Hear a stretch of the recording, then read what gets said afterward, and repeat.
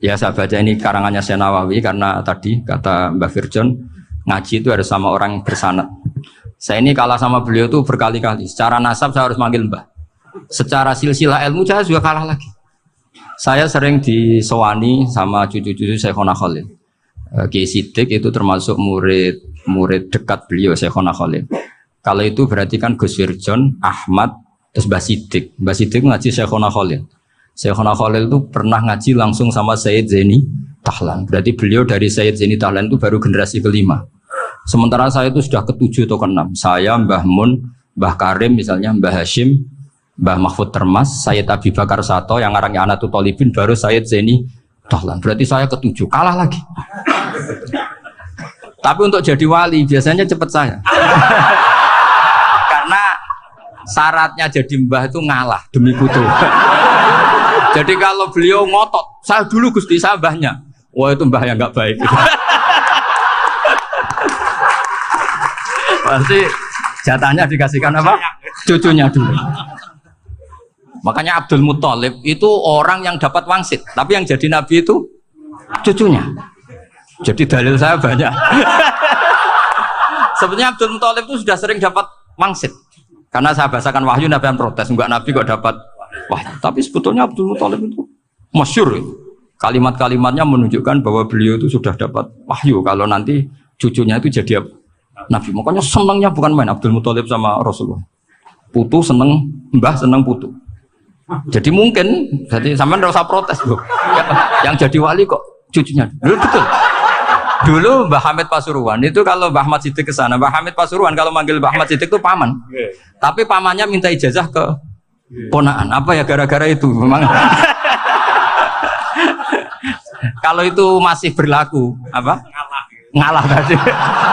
Kayaknya masih, apa? Hawane masih. Hawane masih. Karena melihat tren-tren langit masih gitu kayaknya masih. Masih itu. Ya, tapi mbahnya tetap dapat jatah, tenang saja nanti. Tapi memang sebaiknya mbah itu legowo. Rasulullah Muhammad SAW itu terkenal min dzurriyyati Ibrahim. Tapi kata Rasulullah, ana dakwatu Ibrahim wa bisyaratu Isa. Aku nganti ngene iki barokah dongane Nabi siapa? Ibrahim. Jadi dongane Nabi Ibrahim dia tipe teng putu. Jadi banyak bukti bahwa jatuhnya ke putu gitu. Tadi saya di kamar sama beliau berduaan. Nih Mbah sing dadi wali di sini, aku webah. Cocokan tadi. Nah, kenapa saya akhir-akhir ini gulirkan daftar wali? Kenapa? Saya ini resah ya, orang sudah ingin dicintai pejabat, dicintai tetangga, dicintai teman. Tapi kadang-kadang orang lupa lagi dicintai Allah. Makanya saya meskipun guyon, tapi ini amdan, bukan sahwan. Supaya orang punya cita-cita lagi jadi wali, ingin dicintai Allah. Kita ini terlalu lama ingin dicintai makhluk. Mbok ya naik kelas sedikit. Ingin dicintai Allah Subhanahu. Meskipun saya guyon, tapi tadi guyon saya tuh lebih serius ketimbang serius Anda. Karena tak pikir. Saya tuh kalau pergi itu seneng ngebis, bukan karena saya tidak punya mobil, tapi saya sering mau butuh itu supaya nggak diganggu. Karena saya tuh harus punya waktu sendiri. Kalau ngebis kan ketemu orang nggak kenal, tapi sekarang ya agak susah, banyak yang kenal. Dan susahnya lagi nggak minta ijazah, minta foto. Repot tuh. Mau dibenci itu umatnya Rasulullah SAW. Mau disetujui itu sanatnya mana? Kalau ketemu orang alim minta apa? Foto. Itu nggak ada sanatnya. Nggak tahu saya itu mazhab dari mana itu. Ya mazhab milenial yang jelas itu kan. Ini tak baca ya biar dapat. Karena ini kenangan saya sama Mbah Ahmad Siddiq. Saya masih ingat betul beliau ngisi hallnya Mbah Abdullah bin Umar, berarti abahnya Mbah Hamid. Karena mbah saya itu Fatimah binti Khalid bin Umar. Kalau Mbah Hamid itu Hamid bin Abdullah bin Umar. Itu saya masih ingat betul zaman itu Mbah Hamid siap hall di Lasem itu rawuh dan saya derek mbah saya karena masih misanan datang ke Lasem. Itu beliau pas itu ngisi sama Mbah Mun. Mbah Mun masih muda, Ki Ahmad Siddiq sepuh senior. Itu beliau cerita bahwa dulu ketika Indonesia dijajah Jepang itu para kiai mimpi dibacakan ayat Ghulibatir Rum fi adnal ardi wa hum min ba'di walabihim. Terus ada kiai yang tanya, takwilannya gimana? Ya nanti Jepang pulang bukan karena kita yang mengalahkan, tapi Jepang ada yang mengalahkan sendiri meskipun tidak kita. Kayak dulu Faris tidak dikalahkan Islam tapi dikalahkan Romawi, tapi yang senang umat Islam wa yauma idzi yafrahul mu'min. Itu luar biasa ulama-ulama kita. Delalah kejadiannya Indonesia seperti itu. Yaitu kita tidak mengalahkan Jepang, tapi Jepang pulang sendiri karena dikalahkan apa? Sekutu. Ya ini saya baca. Ini tidak usah dicek bacanya benar apa enggak. Sudah aman apa? Aman. Karena kalau saya salah itu ya sengaja. Artinya ya sengaja saja. Ya biasa maksudnya. Saya kemarin ngisi di Pondok Peloso, di Pondok Al Munawir Jogja. Salah itu ada dua. Ada salah memang benar-benar salah. Itu enggak apa-apa, bisa dimakfu. Karena mesti sangke wong goblok salah yang terus. Ada salah bawaan ilmu, itu repot tuh dan ini. Karena misalnya kita yang biasa belajar qiraah sabah wayah sibuhu, mesti diulang lagi wayah sabuhu. Karena qiraahnya Imam Asim itu hasibah yah sabu bifathis sin. Sementara kita kalau ngaji kitab kulino yahsib. Sehingga kita yang biasa belajar sabah itu kalau baca kitab itu kayak orang bingung. Kadang-kadang yang ngaji juga bingung. Gus Pak mau di bulan piling, ya tepat-tepatan. Ada yang mengatakan Gus Pak bingung. Ada yang mengatakan Gus Ba alim alamah itu tepat-tepat nasib. Karena memang ya sab'ah memang seperti itu. Misalnya kufuan itu Imam Asim baca kufuan. Tapi beliau punya murid namanya Syu'bah. Itu kalau baca kuf'an. Makanya kita itu ini kan khataman Quran ya. Jadi saya menyinggung sedikit tentang qiraah sab'ah. Tadi beliau juga sudah tak kasih kitab saya Hifdzuna Liyadal Mushaf. Sama tak ajari latihan sab'ah. Memang angel ya. Makanya yang nggak bisa itu wong pinter. Sudah tahu angel ya nggak usah diteruskan kan. Orang menghindari barang angel itu pinter apa goblok? Pinter. Berarti wong goblok pinter. Saya tuh makanya sama orang goblok tuh respect. Jadi orang alim tuh angel apa gampang? Angel. Menghindari barang angel pinter apa goblok? Loh, orang menghindari barang angel pinter apa goblok? Pinter. Berarti wong goblok pinter. Jadi saya sama orang-orang goblok itu respect. Sudah tahu jadi orang alim angel ya barang angel ya harus dihindari. Makanya saya ini insya Allah umatnya Nabi yang termasuk yang terbaik. Amin. Karena mencintai umatnya Nabi termasuk yang goblok. Itu tidak gampang itu. Karena tadi sudah tahu ya. Seperti itu loh orang naik panjat pinang itu yang naik karena ingin hadiah. Yang nonton sudah tahu, wah licin kok dinaikin mau keplodok ya. Tapi orang sepakat yang nonton juga pinter karena sudah tahu ribet kok. Tukun yang pasar kena lah apa mana. Sama juga gitu. Ngalim tafsir angel, ngalim fikih angel. Ada karek ngaji ngerekam kan gampang. Itu pinter apa goblok? Pinter. Iya. Makanya kula niku mbok burohno ngono tok. Saya tadi dinasihati Mbak Firjon, muga-muga hati saya selamat. Saya itu meskipun kata orang banyak, muhibbin saya banyak, tapi saya insya Allah tidak riya. Saya itu pakai kitab namanya Tasbidul Fuad, itu karangannya Said Abdul Al-Haddad. Ketika beliau punya muhibbin banyak ditanya, bagaimana ya Habib Anda menjaga hati Anda? Jamnya Said Abdul Al-Haddad itu nih, innama azzamu Allah. Mereka itu sebenarnya menghormati Allah, cuma butuh saran, dan itu saya. Jadi saya tahu sampean semua itu mencintai Quran, mencintai sunnah Rasul, mencintai hadis-hadis Rasul. Cuma sampean kan karena nggak paham, terus manfaatkan saya. Jadi sebenarnya saya ini korban. Korban. Jadi saya mau riak gimana? Korban kok mau. Bangganya di mana tuh? Coba sampean misalnya ngaji tafsir, belajar sendiri kan susah. Terkibnya susah, maknanya susah. Bahkan beli kitabnya kadang tidak kuat. Loh, untuk jadi alim tafsir itu kan harus beli kitab. Loh, saya sering belajar kitab itu jutaan. Tafsir Tobari, saya pernah beli kitab Fakhrur Razi itu berapa coba? 27 jilid. Karangannya Fakhrur, belum karangannya ulama modern, Imam Sya'rawi. Itu berapa jilid? Itu jutaan. Saya kemarin juga dihadiahi kitab Pak Quraish Shihab namanya Faidul Bari fi Syarhil Bukhari. Pak Quraish Shihab yang terkenal. Dia sering diskusi sama saya. Saya ngasih hadiah beliau ngasih hadiah saya. Oh itu harganya tidak kuat. Tidak kuat kadang di Indonesia nggak ada coba. Dan sama orang hebat menghindari kesulitan itu. Nah, kesulitan itu, sebab ngaji ikut, kalau nggak paham, dirukok rekamannya sudah gitu. Pinter mana sampean nambah saya? Pinter sampean kan? Bikin sosis susah, beli aja kok repot kan? Nah, makanya nggak boleh orang bilang, wah goblok reso tafsir, wong pinter. Makanya nanti kalau saya ketemu Nabi tidak termasuk orang yang mentahkir orang Islam. Kafabil mari isman ayah kira akhahul muslim. Jadi cukup orang itu dosa kalau menyepelekan orang Islam, termasuk darani sampean goblok itu dosa.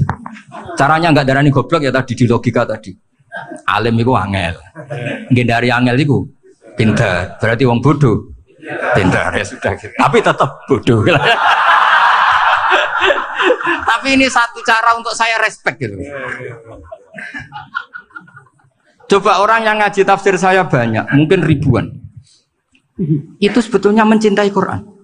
Karena Quran adalah kitab suci yang panduannya umat Islam. Sangat mencintai Quran. Terus kemudian mereka nggak paham. Terus mencari orang yang memahamkan. Burono lah cara Jawa ini. Terus keren saya itu di mana coba? Lah terus mereka kurang ajarnya gini. Kalau paham itu yang alhamdulillah paham. Wah nak ngaji Gus Bae ngono tok. Tapi nek ora paham, ora nyalano akal. Mari Gus Bae nerangno cepet mulane gak paham. Ora kok nyalano teke sing lelet tuh. Maksud kan Masya Allah, naudzubillah dengan itu. Sebetulnya tingkat kurang ajarnya tinggi Gus. Jadi kalau nggak paham itu kadang nggak nyalahno uteke. Kayak mau misalnya, mau mari mikir aja jelas. Padahal misalnya jelas orang mesti paham, bodoh. Paham? Jadi kata Sayyid Abdul Haddad, innama azzamu Allah. Sebenarnya mereka itu sangat menghormati Allah. Makanya kita nggak perlu mengatakan wasilah itu kafir, nggak akan. Karena orang tawasul sama Rasulullah itu ingin dapat ridhonya Allah lewat orang yang dicintai Allah. Kita mencintai wali sebenarnya, wah itu kekasih Allah. Kita mencintai itu karena mencintai Allah. Sama seperti gini, kamu mencintai kangkung apa enggak? Sebenarnya sama sekali enggak. Tapi kamu ingin sehat, ada asupan gizi. Kamu ingin tubuh kamu sehat, butuh asupan gizi. Kemudian kamu makan kangkung. Apa terus kamu cinta kangkung kan enggak? Cinta kesehatan kamu sama. Orang yang mencintai saya sebenarnya ingin kepuasan rohani. Saya kan termasuk kiai yang torekonya gampang. Ini swarga kan akhirnya penggemarnya banyak. Coba kalau kamu ini rokok. Jadi sebetulnya Anda mencintai kepuasan Anda sendiri. Nah, saya ini korban. Makanya untuk masuk surga cepat saya. Korban itu cepat. Da'watul mazlum la turaddu kan gitu. Laisa bainahu wa bainallah hijab. Jadi saya kalau dongo langsung seret langit. Karena mazlum. Saya sinau tafsir itu, Mbak, sampean bayangkan ada tafsir itu sudah 27 jilid. Sekarang Fakhrul Razi itu bulatnya bukan main. Karena dia ahli filsafat. Bulatnya Masya Allah. Sudah gitu sinau Jalalain kadang dikomen oleh Sawi. Sudah kita percaya Jalalain dibuli Sawi. Percaya Sawi dikandani, oh iku Maliki rasa ribet. Sudah gitu sinau Qurtubi, sinau tafsir Tabari itu susahnya. Belinya susah, belajarnya susah. Padahal saya punya keluarga, punya istri, punya anak. Bayangkan kalau istri saya rewel kayak istri sampai. Wah itu. Tapi alhamdulillah enggak. Sama sekali enggak. Allah sudah milihkan, wah ini bahaya kalau punya istri rewel. Imam Sibawai itu kitabnya banyak, tapi yang terbukukan hanya kitab Sibawai. Karena beliau kalau sudah belajar lupa istri. Hanya pas beliau di pasar, kitabnya dibakar semua sama istrinya. Karena dianggap saingannya. Ternyata yang dicerai tidak kitabnya, malah istrinya. Itu Imam siapa? Sibawai. Tapi alhamdulillah kitab saya nggak terbakar, aman.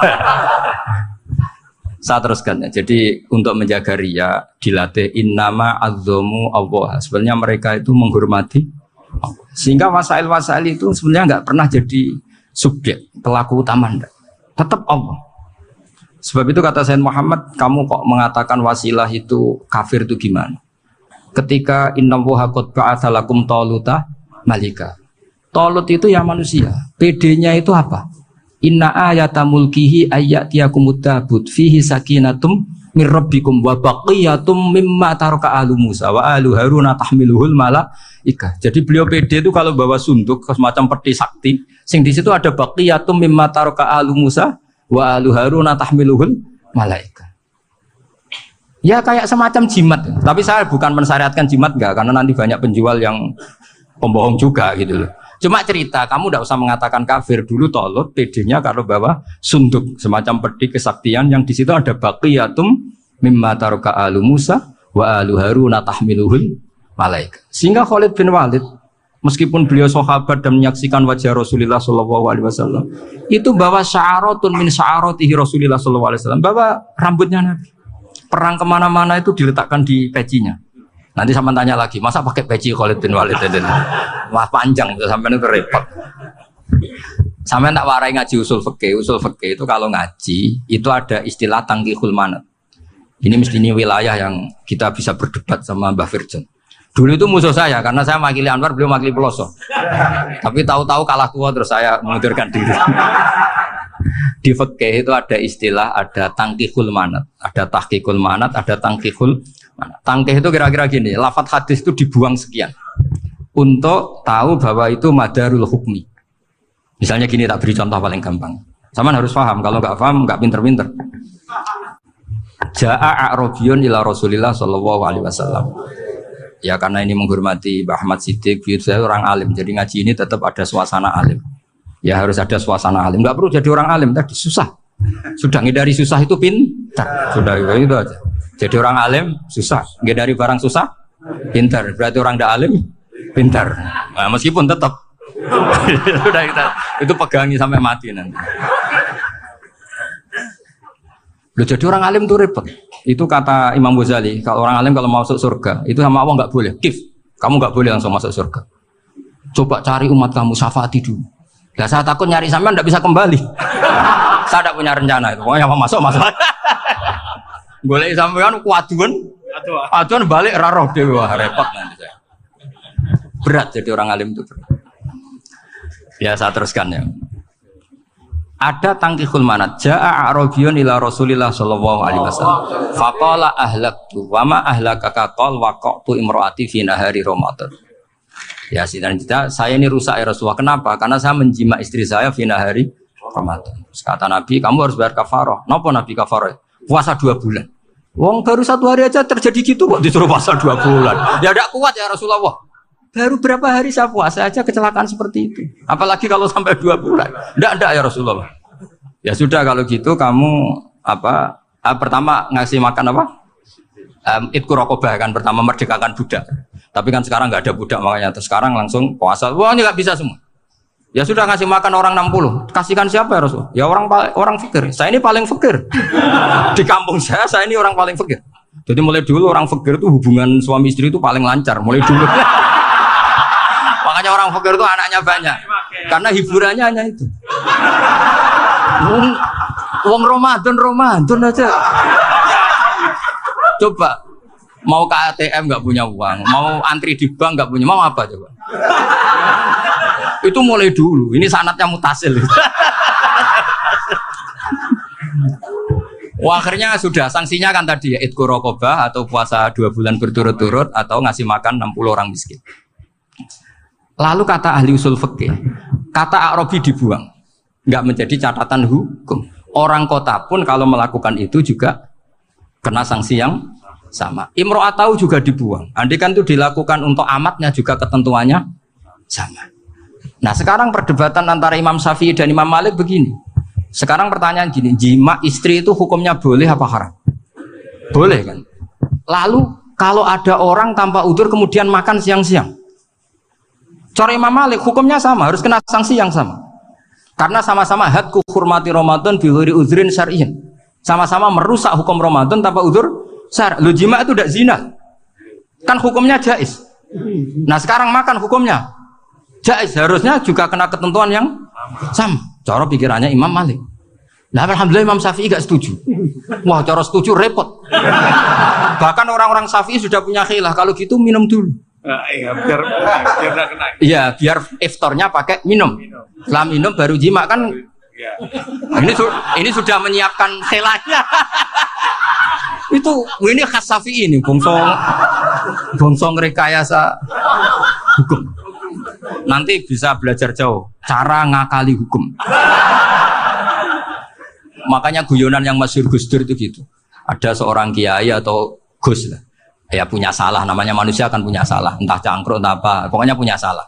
Ada wartawan yang ngiranya semua kiai itu orang suci, sehingga tanya sama Gus Dur, Gus itu ada kiai kok, ya pokoknya salah lah. Tapi jangan bayangkan dosa besar, enggak, kecil-kecil aja. Itu gimana itu? Padahal kiai kan orang suci. Jawabnya Gus Dur lucu. Ya justru yang boleh salah itu para kiai, kalau kamu nggak boleh. Loh, kok bisa Gus? Karena mereka tahu caranya tobat. Repot. Kalau kamu nggak tahu caranya, sama pelanggaran hukum itu ya harus pakar-pakar hukum. Itu yang tahu caranya rekayasa. Kalau kamu ya kena pasal kan ya. Jadi kamu jangan niru saya. Saya ini punya sekian cara untuk kembali. Nah, itu namanya khilaf. Makanya kata Sayyid Muhammad, kamu tidak usah anti khilaf. Karena Abu Hanifah itu membolehkan khilaf. Kita bul khiyal. Yang penting kamu soleh dulu. Setelah soleh nanti Allah maklumi. Soleh dulu. Syaratnya soleh dulu. Kalau tidak soleh jangan. Contohnya gini, ada orang mau puasa lemes sekali, mau makan. Gampang. Kalau langsung makan kan kayak hadku hormati Ramadan biwari udrin sarian. Aku langsung mau jembera sowan Mbah Firjon. Sudah status saya apa? Musafir. Ya sudah. Berangkat aja sampai Tuban makan. Nanti kalau nggak jadi ya nggak apa-apa sudah. Kan mulai pergi sudah musafir. Saya tidak tahu nanti malaikat tertarik gebuki nggak tahu. Tapi itu ada khilafnya. Asal soleh. Karena kata Sayyid Muhammad dan semua kitab mengatakan itu. Kalau sama nggak tahu ya kebablasan. Nabi Ayub, yang terkenal Gudikan itu siapa? Ayub ya. Itu yang Israiliyatnya akan seru. Gudikan dikukur baik kreweng itu terlalu lah kalau itu. Untuk kreweng konti ning Arab ora ono kreweng itu sudah masalah itu. Singkat cerita, Nabi Ayub ketika diasingkan kaumnya itu kan nggak punya sumber makanan. Lah orang lelaki itu mulai dulu egois. Istrinya Nabi Ayub itu cantik sekali. Udah cantik, rambutnya bagus. Makanya kamu nggak usah tanya kenapa istrinya kayak banyak yang cantik. Ya nah warasatul anbiya, nggak boleh mungkin. Kalau nggak cantik ya warasatul anbiya dari segi balak. Istrinya Nabi itu semuanya cantik. Nggak usah tanya sebabnya apa, pokoknya gitu, semuanya cantik. Singkat cerita, beberapa kali istrinya Nabi Ayub itu kerja demi bisa nafkahi Nabi siapa? Suatu saat itu tidak ada pekerjaan yang cukup untuk beli roti. Satu-satunya peluang dapat rezeki itu putrinya raja itu rambutnya berondoli. Terus ada sayembara siapa yang rambutnya bagus mau dibeli. Sampai rambutnya istrinya Nabi Ayub itu dijual. Nabi Ayub tersinggung karena itu mengurangi kecantikan. Jadi lelaki mulai dulu gitu. Udah nggak urun kalau istrinya nggak cantik itu komplain. Itu khasnya lelaki. Jadi kalau kamu gitu ada sanadnya juga, tenang saja ya. Komplain ya begawan. Saking mangkelnya Nabi Ayub terus ngendikan la adriban naki mi'ata sautin. Kamu akan saya pukuli dengan mi'ata sautin atau dengan 100 jambuan. Atau mi'ata dikhtin atau mi'ata apalah sesuai konteks zaman itu. Mau namun pecut tuku konti kok ribet lagi. Singkat cerita akhirnya ketahuan bahwa istrinya menjual itu demi Nabi Ayub. Allah nggak ridho kalau kekasihnya yaitu istrinya Nabi Ayub wis perjuangan kayak gitu malah kena hukuman. Tapi Allah juga nggak ingin kekasihnya yang bernama Ayub melanggar sumpah. Padahal beliau sudah sumpah wallahi demi Allah nanti tak pukul dengan 100 kali. 100 kali dengan lidi lah misalnya, contoh yang gampang tuh lidi. Akhirnya sama Allah dikasih satu solusi. Wa khud biyadika dikhtan fadrib bihi wala tahnas. Ya sudah, lidi itu ikat jumlahnya 100. Terus pukul sekali saja. Anggap saja sudah 100. Iku pangeran sing wari ngakali ngono iku pangeran. Tapi syaratnya soleh. Syaratnya soleh. Jadi kalau kamu anti khilaf berarti anti ajarannya Allah di ayat itu. Wa khud biyadika dikhtan fadrib bihi wala tahnas. Itu dulu ada, ini cerita di Ithaf. Ini cerita terakhir, ini sudah, sama jangan nama sudah. Terus pengumuman tadi, yang nggak pernah sepuh, utang saya itu haram. Karena tadi saya punya kewajiban di rumah yang bisa menggugurkan ya kewajiban yang lebih besar. Lebih besar itu ya tadi, bisa pernah guru, pernah sepuh. Yang jelas nggak umur. Umur sampean menangkap itu. Tua-tua serepot itu. Ada raja itu ganteng kaya, senengannya nikah perawan cantik. Itu semua kampung mesti kenal. Mungkin digilir atau gimana pokoknya. Suatu saat ada pemuda suka sama perempuan yang di kampungnya, cantik sekali. Kemudian pemuda ini ternyata pekerja di kerajaan itu. Tiap hari ditanya, wah itu yang di kampung yang cantik siapa? Mau saya nikahin gini. Wah bahaya ini saingannya raja. Jadi yang dibidik pemuda tadi itu saingannya. Si raja ini orang yang namanya raja kan gengsinya tinggi. Kaifatang kihuha wa qad ra'aitu qad qabbalaha rajulun. Kok boleh kafi? Saya tuh pernah melihat dicium lelaki. Wah, gak mau. Gak gelem kadung ditambung lan waqat qabala rajulun. Saya pernah melihat sendiri qabala rajulun, dicium oleh lelaki. Wah sudah gak minat raja langsung gak keren. Suatu saat pemuda tadi nikahi perempuan itu. Rajanya marah-marah. Kamu lelaki gak punya harga diri gini. Gak punya selera, gak punya harga diri. Sudah pernah dicium orang kok tetap dinikah. Terus bilang ke raja, ta'rif manir rajul, lelaki itu siapa? Abuha. Kamu tahu lelaki itu siapa? Sopo? Abuha. Bapaknya. Saya kan hanya bilang rajulun. Pernah dicium lelaki. Lah pikirannya raja itu lelaki kue-kue ngene iki. Tapi butuh canom mau rojo ben gak sido itu aja tuh. Baru kayak digulirkan gitu wakot kebalah rojulun. Wah nggak mau. Setelah itu satu saat pegawainya tadi nih kayak perempuan. Kamu gak punya harga diri gini. Kamu tahu mandir rojul apa abu? Wah nak ngono aku gak poho-poho. Lah monggo sakniki wis bojo kula. Ora trimo wis diambung wis macam-macam. Lah itu namanya khilah. Apa? Khilah. Kalau di balaghah disebut tauriyah atau apa. Tapi saya tidak ngajari sampean seperti itu. Sudah pinter sebelum saya ajarin. Bangsa ngakali kan sudah pinter. Ya ini terakhir tak baca Arabnya saja nanti. Bismillahirrahmanirrahim. Biar dapat barokahnya Syekh Nawawi juga barokahnya guru-guru. Bismillahirrahmanirrahim. Wasababu nuzuli hadil ayati annahu kana baina farisa war rumi qitalun wa kana al musyrikuuna yawadduna antaghliba farisu ar-ruma. Di anna farisa kanu majusiyan ummiyin wal muslimuna yawadduna ghalabatar rum ala faris liqaunihim ahla kitabin. Jadi zaman dulu orang Islam lebih senang kalau yang menang itu orang Nasrani. Kalau bandingannya ateis. Karena bagaimanapun percaya kekuatan langit. Sementara orang ateis sama sekali tidak percaya kekuatan. Apapun bedanya kita dengan Nasrani itu ada kesamaan, yaitu percaya adanya kekuatan langit. Sehingga ketika orang Romawi kalah itu orang Islam ikut susah. Paham ya?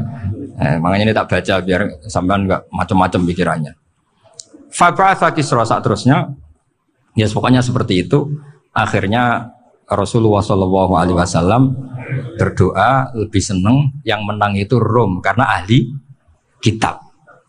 Artinya apa? Kemenangan ahli kitab adalah kemenangan makhluk atau hamba Allah yang mentautkan kekuatan kita di bumi dengan kekuatan langit. Makanya saya berharap selain kita ikhtiar medis, kita harus memperbanyak istighfar. Bagaimanapun semua itu dari Allah Subhanahu wa Ta'ala. Kita menghormati negara dengan ikhtiarnya, tapi saya mohon sekali kita juga istighfar. Karena semua itu juga ditentukan oleh